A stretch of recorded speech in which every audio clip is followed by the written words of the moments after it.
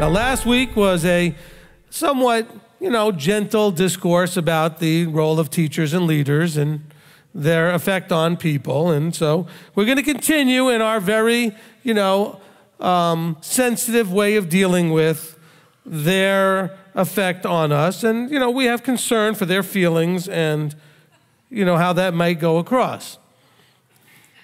And so we'll continue now in Jeremiah 23 and in verse 27 is where we finished. We're going to 28. Now, of course, that's because we see that Yahweh has been very gentle with them himself.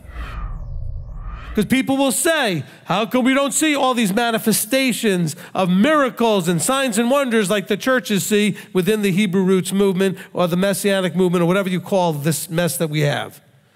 And the answer is because they're getting it to try to convince people not to leave. Abba's allowing you to make a rational, logical decision without being, ooh, ah, and all impressed like a little kid. He wants you to make a decision as an adult. You don't need to be oohed and ahhed. There's already enough oohs and ahs in the book. The biggest series of signs and wonders anywhere in the Bible are the Egyptian Exodus. And what was the point of that? To show his superiority over all the pagan gods. In other words, there was a very clear purpose. It wasn't just signs and wonders just to go, wow, ooh, It was to show your gods have no effect and no power over anything real. I'm going to do and you can't stop it because I am the true Elohim. That's what Yahweh was doing. What's the enemy? He's the one that's going to figure out how to take what's already in you and bring it out to the surface and use it against your relationship with Yahweh. Remember, he's only working with what you have.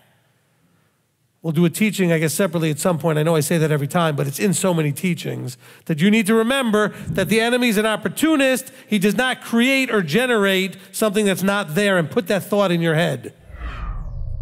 So let's understand, he's saying that these dreamers, be aware that some of them may actually be chaff. You need to do what? Compare what they're telling you to the word. Oh, but they use the word to back up their dreams. Sure they do. You've heard people make the most incredible claims that they claim to back up with the word. You can make the word say anything you want. And that's where the confusion is. They've been what? Lied to by all the dreamers of dreams and false prophets that the Old Testament was done away with, the law was done away with, it's awful and horrible, it's a burden even your forefathers couldn't bear, blah, blah, blah. Now, I'm not picking on the people that are buying into it. What else can they possibly know? Just like you when you were there. Some of you, it saved your life to find that mess. For you have changed the words of the living Elohim, Yahweh of hosts, our Elohim.